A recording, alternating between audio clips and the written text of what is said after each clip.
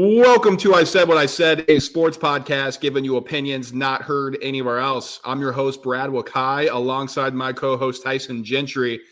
Tyson, we're almost completed with our preseason previews. We've done the West. We've done the South. We did the AFC North, the episode prior.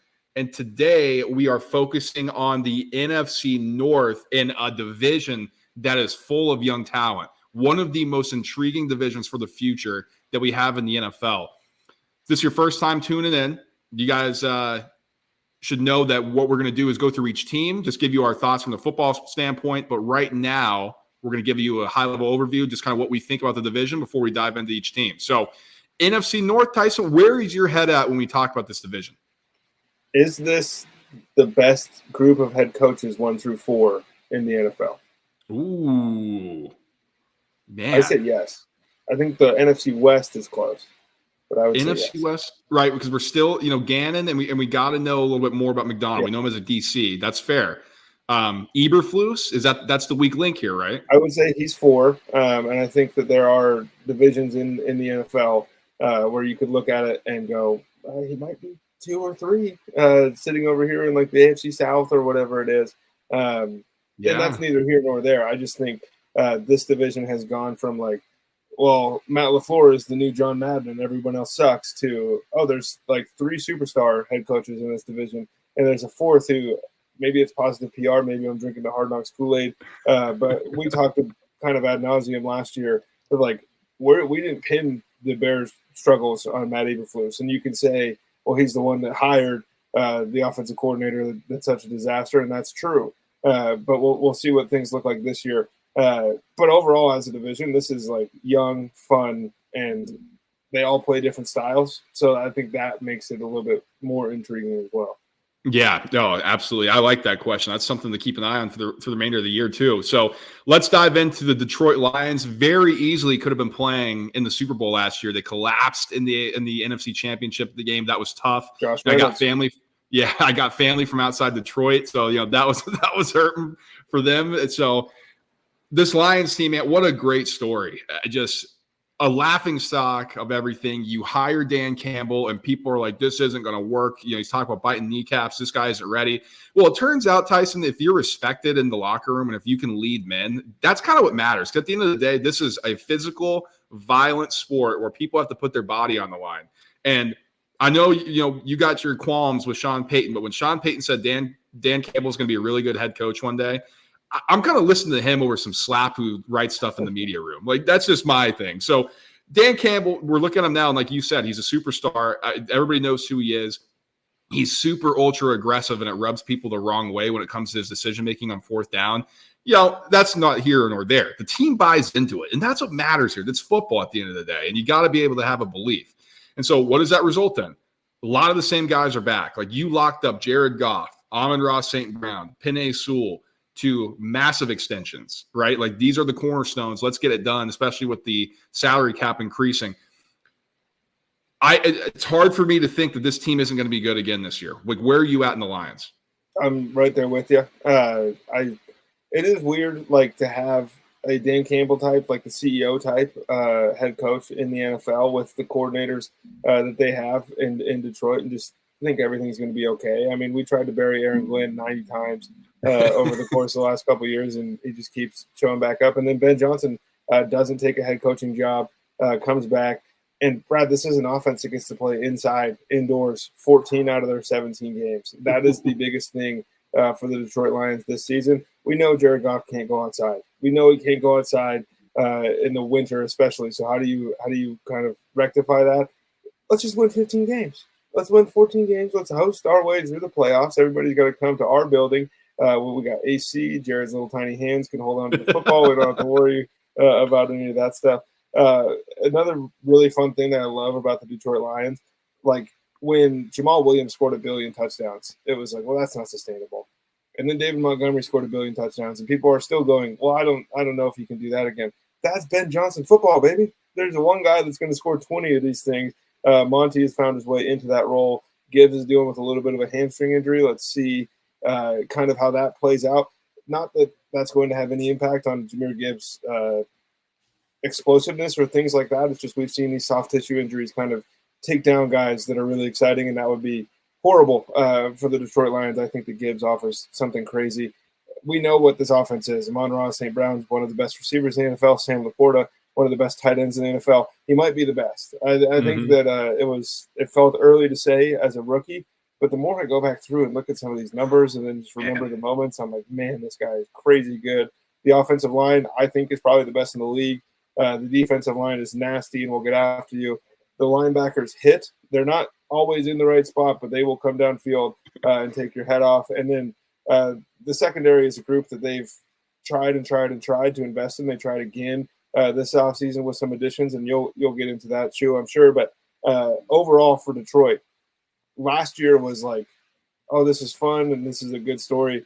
This year there are real expectations for you to make it back to the NFC Championship game. And I would say that kind of feels like the floor from a lot of people, the way that the Lions are being talked about as a top 2 team in this conference. I think when you listen to people speak, it starts with San Francisco, and then it is your pick of Philadelphia, Dallas, Green Bay, and Detroit kind of for who you think is going to make that next step.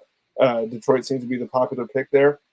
I just worry that an organization, a franchise that hasn't had to deal with expectations in 142 years is going to handle those. That's the thing, right? And that's what concerns me is the expectations have been placed on them. Can they handle that? And, is it just the same old Lions? It used to be SOL, same old Lions. Like that was the thing. And that's what happened in the NFC Championship game. It was the SOL, same old Lions blowing a big game, not being able to win. Does that carry over into this season? Well, I think one of the reasons why you're comfortable with the Dan Campbell hire is the guy just doesn't give a shit. Like he's just going to coach, man. Like he's going to go and lead the locker room. And all right, yep, we lost. We lost a football game. Go and hang with your family. Go and be with your kids. Let's work on our craft.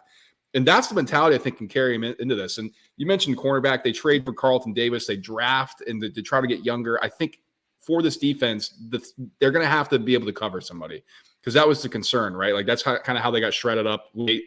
They just weren't able to stay in front of anybody. If they couldn't get after the passer, that was the problem. But I agree with you. This offense, we know what it's going to be. It's going to be high-powered. I think everybody's waiting for Jared Goff to turn back into the pumpkin. And with Ben Johnson, with his weapons, it doesn't seem like there's a lot there, especially with the best offensive line in the league protecting him. I think we could see an MVP type of performance from Jared Goff. Does Jameson Williams finally take a step forward?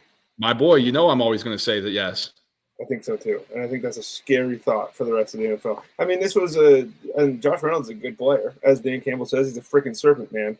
But he's no longer here, right? He's playing in Denver. And JMO, awesome NFC Championship game. Really, he looked better in the playoffs than he had in his entire NFL career. But I think that, like, weirdly enough, we're at the point in his career where it's like he might be the key. Like, if you can all of a sudden take that safety off of the top of Amon-Ra St. Brown, and like now Sam Laporta is really dealing with a one-on-one slot corner, you're in huge. I don't care if you're San Francisco, you're Cleveland, you're the Jets. Nobody can do anything with that. Yeah, and they cut Donovan Peoples-Jones. Maybe suggest they are believing in Jameson Williams a little bit. So keep an eye on that. Let's move into the Packers because there are expectations on these guys now. I mean, they should have beat San Francisco. Everybody should have beaten San Francisco. It was crazy in the playoffs. But, the Packers, they throttled the Cowboys and just chef's kiss. Great game that was for the Green Bay Packers. Now, we got to talk about it from this angle. Early on, it was, holy smokes, Jordan Love might be really bad. And then the second half after a couple months, it was like, whoa, do the Packers have freaking 3 Hall of Famers already? Like back to back to back. Like it's crazy. Just the way that he just blossomed in front of our eyes. The young skill position group, if they can all take a step at the next level, holy smokes, Tyson. The sky's the limit for this offense, especially with Matt LaFleur. For me, it's all going to be, was that just a little bit of good play that we saw from Jordan Love that turned sustainable? Is he going to be able to do that with defenses have more read on what his strengths are, what his weaknesses are? Or is this guy really just that good? And because I think he can go one of two ways here. I don't think he's bad like people thought at the beginning. I think he just needed more of those live reps. But I think the ceiling is going to be way lower if he isn't able to play at that same level that he did last year late. if the reports out of camp are to be believed, it is a horrible time to be a Chicago Bears fan and draft your franchise savior in Caleb Williams, who we expect to be really good, and have to deal with this guy. Because if the reports out of camp are true, Jordan Love has taken a massive step forward this year. We talk over and over and over again, like which one of these wide receivers is the true one? Is it any of them? Is it none of them? I don't think it is any of them. I think Romeo Doubs is Jordan Love's favorite wide receiver. I think Dontavian Wicks is like analysts or kind of stat nerds guys' favorite receiver. I think Jaden Reed is Matt LaFleur's favorite receiver. And then I think Christian Watson is the Packers fans' favorite receiver. And I think that all of those guys can fill roles in a way that like we're not used to in the rest of the NFL. Like nobody else is doing this, so then it feels stupid. They got to have an alpha. You got to have a true X. You got to have a true Y. Like all of these things. And they don't. I truly believe they don't. And Brad, one thing or one of the reasons I think that we've seen Matt LaFleur have some really good running games with Aaron Jones and spell him with A.J. Dillon. This year you replace Aaron Jones with Josh Jacobs and you replace A.J. Dillon with Marshawn Lloyd. And Marshawn Lloyd makes the initial 53-man roster here for the Green Bay Packers. There was talk that he was going to be placed on IR. A.J. Dillon is out for the year. We don't have to worry about him falling forward for 3 yards for at least another 16 games. Chances are pretty good that Matt LaFleur will find a spot for him when he comes back. But I think that this running game is going to add a different look, a different level, kind of more the style Matt LaFleur wants to play. And I think that's a good thing for Jordan Love. And this defense is just full of baby faces. It's just a bunch of young kids who learned how to play together, pants Dakota Prescott in the playoffs, and really looked good against Brock Purdy in the NFC divisional round at that point against the 49ers and put them in a position to win that game. There's a lot of positive momentum around the Green Bay Packers that kind of feels swept under the rug in a way that it's normally not when it's the Green Bay Packers. I mean, in years past, we're talking about this team as a Super Bowl favorite just based on the logo on their helmet. But the lines we just talked about, and that's America's darling right now. I think Green Bay is every bit as dangerous, and I think that Jordan Love is good, didn't just look good. Well, the reason why I'm confident in the Packers on the defensive end is because they got rid of Joe Barry finally. Like Matt LaFleur finally made the right decision. Like we're firing the defensive coordinator because it was just it was not sustainable. Come on. Like, at a certain point, you got to make the tough decision, and he did. So who do you bring in? Jeff Hafley, who used to be the head coach at Boston College. So he takes a step up, goes to take a defensive coordinator role here. I think that's great. I mean, the guy has head coaching experience. He's going to be able to coach these young players that the Packers have continued to draft and be able to just run that side of the football. Don't have to worry about it. Matt LaFleur handles the offense. Jeff Hafley handles the defense. So I think that's a positive there. And I'm curious to know what it looks like on a year-to-year change with the defense from the Packers.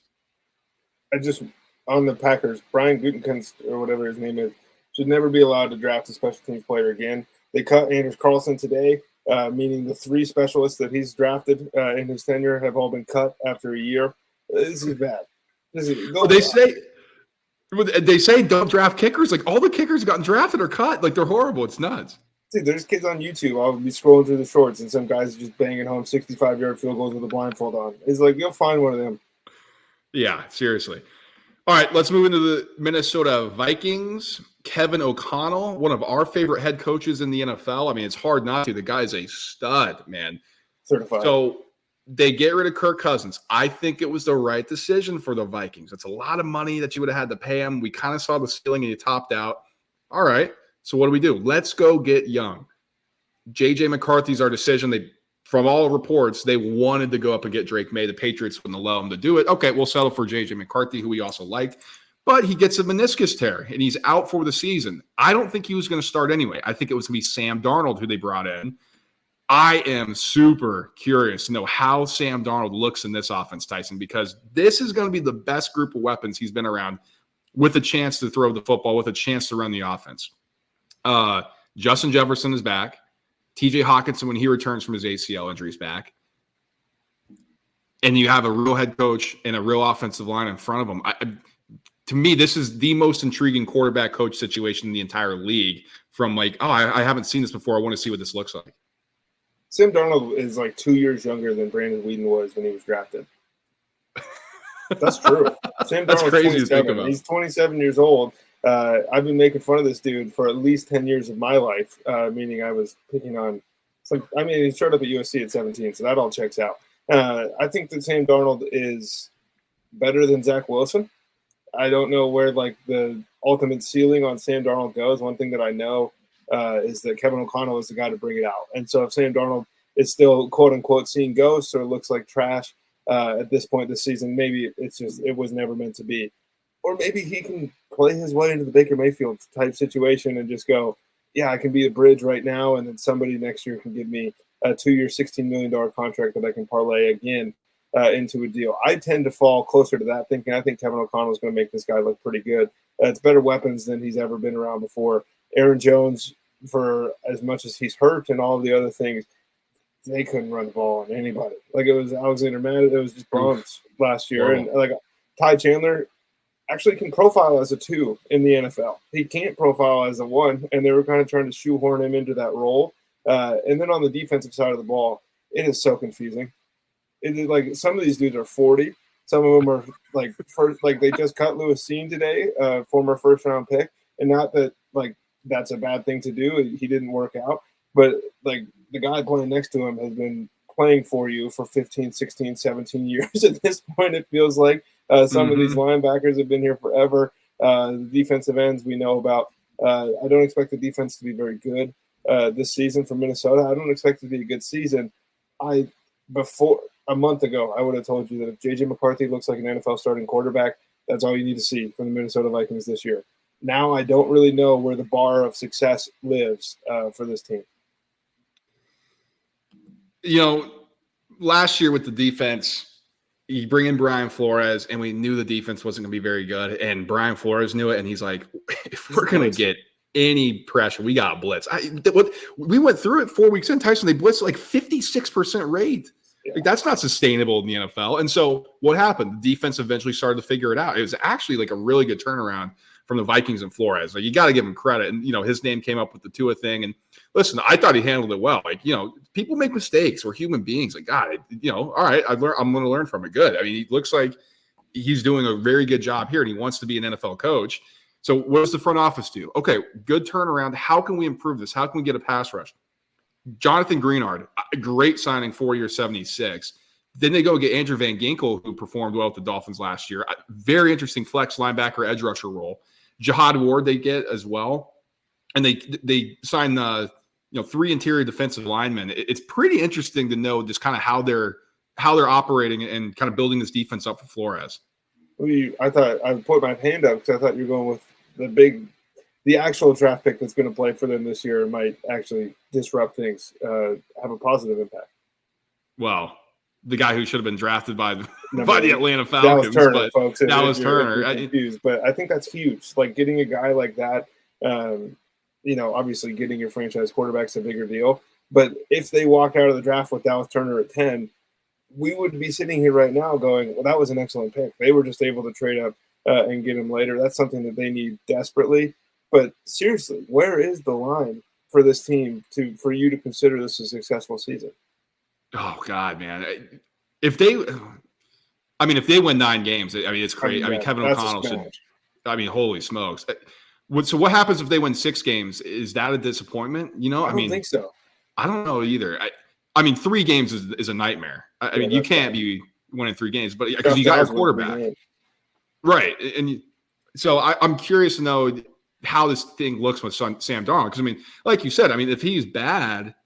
What are we really getting upset about here? You know, because you just don't have a quarterback. But if he's good, do you kind of expect to be competing for the playoffs? I don't know. So it's hard to know where the line is. I agree. Let's get into the Chicago Bears. Super interesting team. Tyson, talked about it with the Hard Knocks Kool-Aid. A lot of people are drinking that. A lot of people are using it to spit in the face of the Bears because they hate Caleb Williams. And I see people already like, nope, this guy's going to be a bust. Like, the guy hasn't even played an NFL game yet. Can we wait a little bit? It's insane.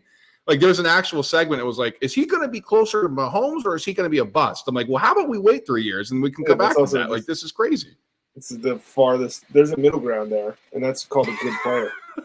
Yeah. The middle ground is he's the first 4,000-yard passer in the history of this franchise. How about that?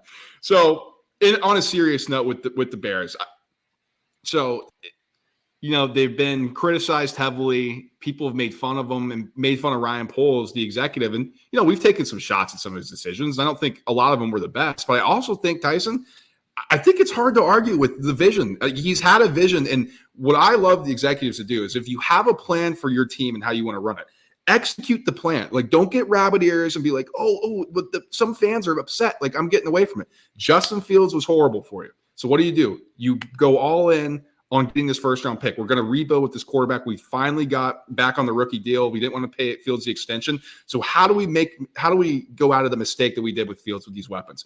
Let's go get an elite guy in Keenan Allen. Let's go draft an elite guy in Roma Dunze. Let's sign offensive lineman Matt Pryor, Ryan Bates. I mean, to me, this is the vision playing out here. Let's see who can play early in this process. It just so happens that Fields was a sacrificial lamb. Okay, we have an idea who can stick on this roster. I'm going to use my drafting acumen. I'm going to get some good guys in here. Let's go get some big name players, and let's see where the chips lay.